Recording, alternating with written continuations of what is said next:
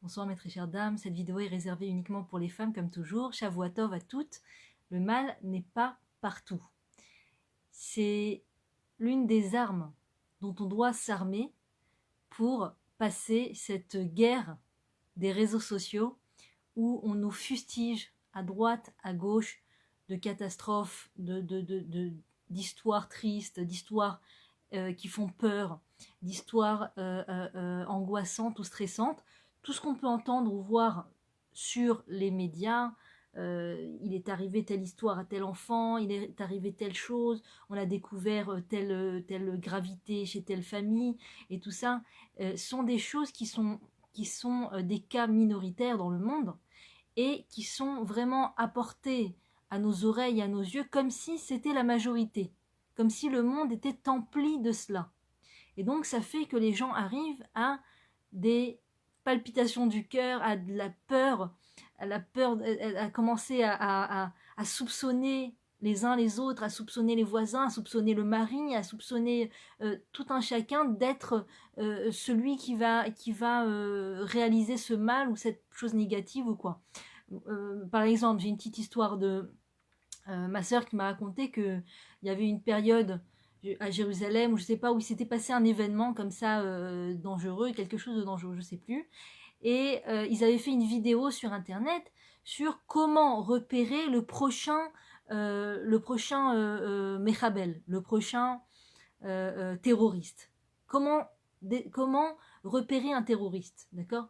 C'est une personne qui va se tenir de telle façon, qui va regarder avec un regard comme ça, qui va faire comme si de rien n'était, qui va s'habiller de façon lambda, de façon anonyme, et elle me dit, je vois cette vidéo, et après je sors faire les courses, et elle me dit, je marche comme ça en regardant s'il n'y a pas un prochain terroriste dans le supermarché, et je me cogne dos à dos contre une autre personne qui se retourne comme ça choquée, et qui elle aussi est en train de regarder s'il n'y avait pas quelqu'un. Elle dit, on était tous sur le qui-vive, on était tous en train de voir s'il n'y a pas un terroriste qui n'allait pas arriver d'un endroit à l'autre ou quoi. Et en fait, c'est ça, les médias, les informations, tout ce qu'on peut, tout ce qu'on essaye. Des fois, même les gens sont bien intentionnés, entre guillemets, ils veulent juste nous prévenir. Juste sache que le danger, il est comme ça et comme ça, il a l'air de ça et de ça, et juste que tu saches de quoi ça a l'air. Et en fait, ça rend parano. Ça rend parano, et ça peut même créer euh, des problèmes. Des problèmes familiaux, des fois. Des problèmes familiaux. Si par exemple on entend la définition d'un père qui est malheureusement, que Dieu préserve, qui fait du mal à ses enfants, d'accord? Voilà un père qui a fait du mal à ses enfants, il était comme ça, il avait ce profil, c'était quelqu'un qui avait l'habitude de porter la voix, de machin, de tout ça. La femme tout d'un coup entend ça, elle éteint sa vidéo, elle se retrouve face à son mari, et elle est là en train de se dire, attends, peut-être il a inconsciemment, elle projette ce qu'elle a entendu sur son mari, que Dieu préserve. Peut-être mon mari, c'est un papa aussi qui peut faire du mal à ses enfants, que Dieu préserve, ou des choses comme ça. On a l'impression que le mal est partout. Moi, j'ai assisté à la réponse de la rabbinite d'Inara très très forte, où on lui a raconté qu'il y avait une femme qui allait dans les GAN, dans les maternelles, et qui proposait une pièce de théâtre très légère, très mignonne, avec un papillon et une chenille, etc. Où quelqu'un vient et touche la chenille et ça devient un papillon, etc. Et en vérité, elle expliquait, cette femme, elle a été interviewée, elle expliquait que sa pièce de théâtre était faite pour aider les enfants que Dieu préserve, qui sont attouchés, qui ont subi un attouchement, de pouvoir comprendre que ce n'est pas normal, et de pouvoir réagir et dire et tirer la sonnette d'alarme quelque part, dire ça m'est arrivé à moi ou quoi. Et donc la personne parlait de ça en disant que c'est génial et c'est bien, il faut absolument le faire dans tous les maternelles, et aller pour sensibiliser les enfants au cas où il y a eu des attouchements et tout ça. Et on demande à la rabbinite, qu'est-ce que vous en pensez, rabbinite? Et elle dit, je suis contre. Je suis contre. Ça n'est pas parce qu'il y a des cas minoritaires qu'on doit alarmer toute la population sur ce sujet. Ça crée des peurs chez les enfants de façon qui ne servent à rien. Ça n'aide pas, et ça les fait devenir parano. Alors on lui a demandé, mais à rabbinite, comment on peut faire alors pour protéger nos enfants?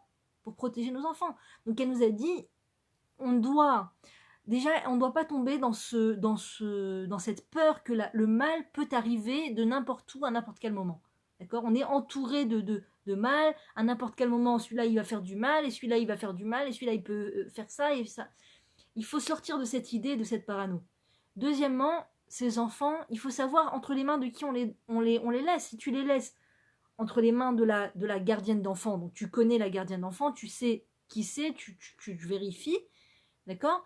Entre la maison et la gardienne d'enfant, il faut accompagner l'enfant. Il ne faut pas envoyer l'enfant, le laisser seul ou quoi. Il faut l'accompagner de la maison à la gardienne d'enfant pour être sûr que sur le chemin, il rencontre rien de mal. Pas besoin de lui dire, regarde, si tu vois quelqu'un comme ça, et enfuis-toi, et cours, et s'il te touche, et si ça, et ça. Pas besoin de les inquiéter pour rien, mais être à l'écoute, être là, être au maximum avec eux, si vous voulez. Être au maximum, à ne pas les délaisser. Si on délaisse complètement les enfants, alors c'est vrai, alors on commence à se dire, peut-être, si je délaisse mes enfants entre les mains de gens que je ne sais même pas qu'est-ce qui se passe du matin au soir, je ne sais même pas qu'est-ce qu'ils font ces gens, je ne suis même pas au courant, je suis tellement occupée à autre chose que j'ai pas l'esprit à vérifier tout ça. Donc là, oui, on est dans ce cas où on peut craindre pour la sécurité de son enfant. Mais à partir du moment où je suis autant que possible présente avec mon enfant, et quand je le laisse entre les mains de quelqu'un, je sais qui est cette personne, et je suis sur le chemin, je suis médiatrice entre la maison et la gardienne d'enfant, je suis médiatrice entre la maison et la synagogue, je suis avec mes enfants, je suis présente, où le papa est présent, c'est une protection, on crée une protection autour de l'enfant, et l'enfant n'est pas laissé à lui-même. Il y a un âge où l'enfant ne peut pas être laissé à lui-même. Et donc on n'a pas besoin en fait de lui faire rentrer plein d'histoires dans la tête, regarde ça, il s'est passé ça. Faire très attention à ne pas peser sur les frêles épaules de nos enfants des histoires trop difficiles ou dures à entendre, ou des choses qui sont difficiles, ou leur raconter, ou par exemple, ils n'ont pas besoin de savoir à quel point je suis en difficulté. Je suis l'adulte, et je ne suis pas censée faire ressentir à mes enfants le poids de ma difficulté. Je dois les protéger du poids de ma difficulté. Si j'ai une inquiétude financière, par exemple, je ne dois pas faire peser sur les épaules de mon enfant mon inquiétude financière. Tu sais, on n'a pas suffisamment d'argent avec papa, on n'a pas reçu des bons salaires, on pensait gagner plus, on a gagné moins, on nous a pris de ça, on nous a pris telle somme et maintenant on ne sait pas comment on va faire et tout ça, donc on ne peut pas t'acheter de cadeaux, on ne peut pas t'acheter de jouets. On n'est pas obligé d'acheter des choses à ses enfants, mais on ne doit pas besoin de leur mettre sur la tête l'inquiétude du lendemain, l'inquiétude de la peur financière. C'est pas pour lui. Il n'est pas fait pour écouter ces choses-là, pour faire face à ces choses-là. Lui, ça lui rentre dans le cœur de façon directe et il y pense après jour et nuit et ça le pèse. Ça lui pèse. Et après, tout le temps, il réfléchit comment il va faire pour ne jamais être dans cette situation. Ça peut créer chez lui des peurs, des paniques, des inquiétudes. Ou par exemple, si la maman est fatiguée, elle est enceinte, elle est fatiguée, elle n'a pas dormi de la nuit, on n'a pas besoin, c'est pour ça que je vous en parle, parce que j'aimerais me renforcer dessus. J'aimerais me renforcer dessus, je l'ai étudié, et j'aimerais vraiment, c'est un boulot, je ne sais pas pour vous, moi je trouve que c'est un travail de ne pas, c'est très important en vérité, de ne pas s'appuyer sur les enfants, appuyer toute notre difficulté sur l'enfant. D'accord? Si j'ai une difficulté, je dois l'appuyer sur Dieu.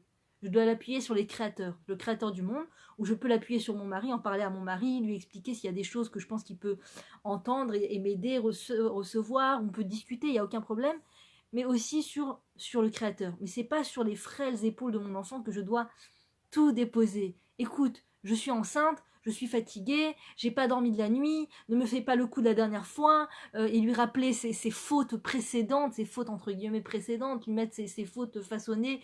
Tu te rappelles la dernière fois quand tu m'as pas laissé dormir? Donc je te demande pour une fois, une bonne fois pour toutes, de me laisser dormir. On lui rappelle ses fautes, on lui dit qu'à quel point on est fatigué, à quel point il n'a pas besoin d'entendre ces choses-là. Il n'est pas construit pour entendre ces choses-là. Il n'est pas construit pour entendre la difficulté de... Quel mon bébé? Ah ben maintenant, t'as roté la chevette. T'as roté la chevette pour tu anime cm. On y bas.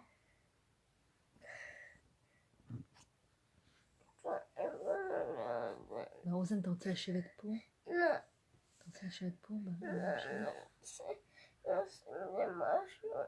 Les crèmes.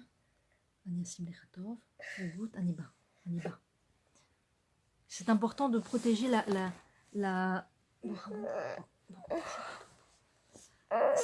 c'est important de protéger la sensibilité des enfants et de ne pas leur mettre des histoires dans les oreilles qui font peur, de ne pas leur mettre des histoires dans les oreilles qui les inquiètent, auxquelles ils vont repenser.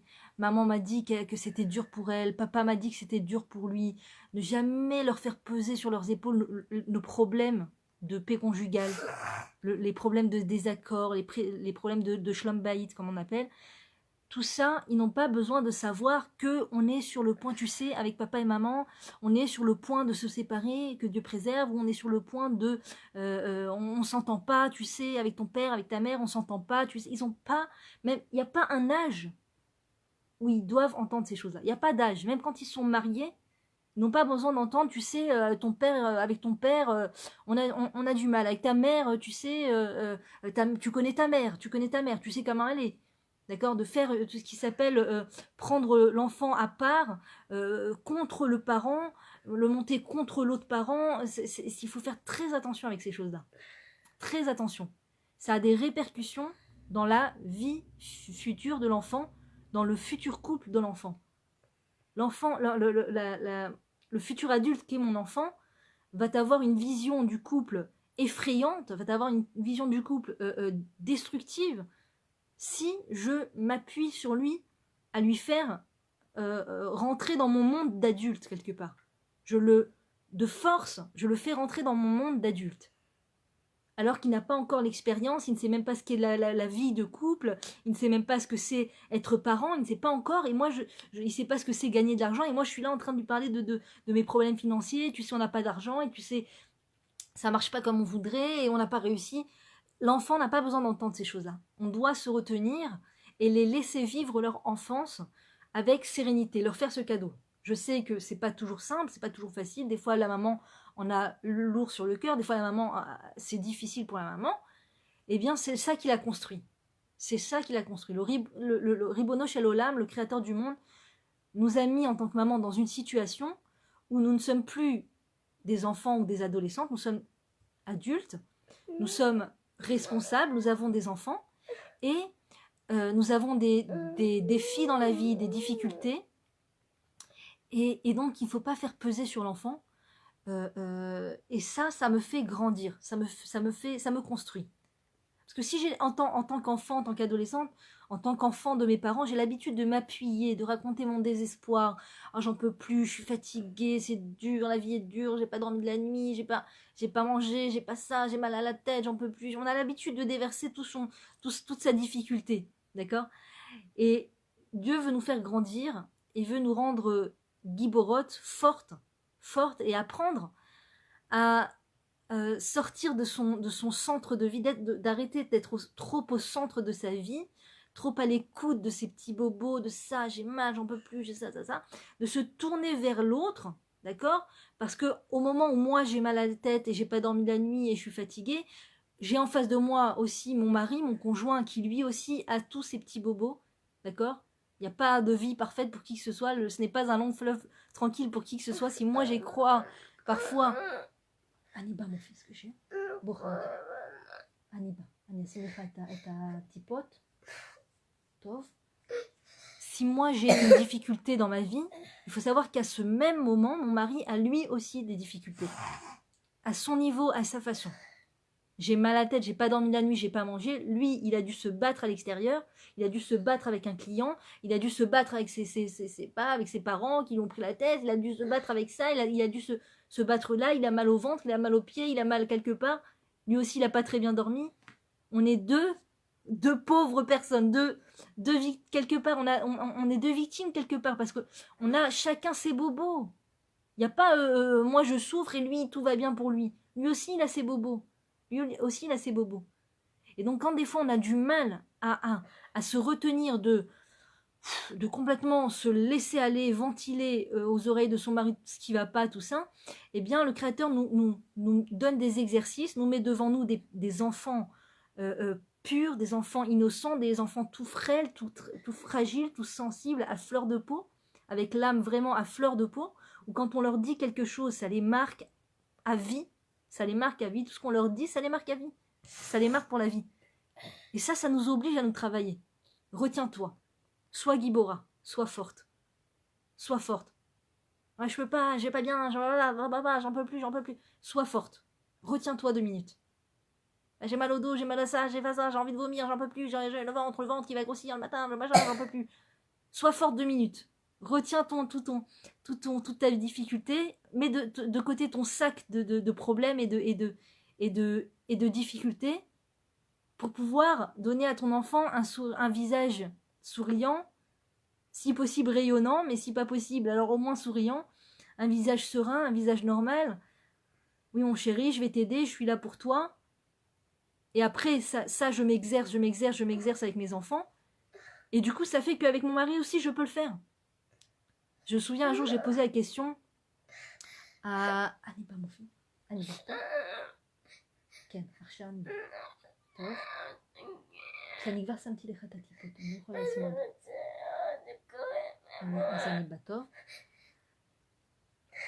J'ai posé la question à la rabbinite Mendelovitch qui a dit... Non, quelqu'un lui a posé la question, lui a dit, voilà, rabbinite, si toute la journée on est au contact de personnes qui ont besoin de nous et tout, donc on sourit, on est là, on donne de soi, on donne de notre force, on donne de notre sourire, et les personnes, donc ça leur fait du bien, tout ça, et qu'on rentre chez soi après une journée fatigante, et le mari qui arrive et qu'on n'en peut plus, qu'est-ce qu'on fait? Comment on fait pour tenir? Et la rabbinite t'a dit, tu tiens encore 1 heure, tu as tenu toute la journée, tu tiens encore 1 heure. Tu tiens encore 1 heure. Tu peux le faire. T'as souri à ta copine, t'as souri à la vendeuse, t'as souri à ça, t'as souri à l'un, t'as donné des forces à l'un, à l'autre, à tout ça. Tiens encore un peu pour ton mari. Donne-lui un visage souriant et tout ça. Tu peux lui parler après, tu peux lui ouvrir ton cœur. Mais comprendre que lui aussi, il a sa difficulté à ce moment-là. Et les enfants, c'est pareil. Il faut être très, très à l'écoute de leur sensibilité. Voilà, mes très chères dames. N'hésitez pas à partager. À très bientôt. Shavua Tov.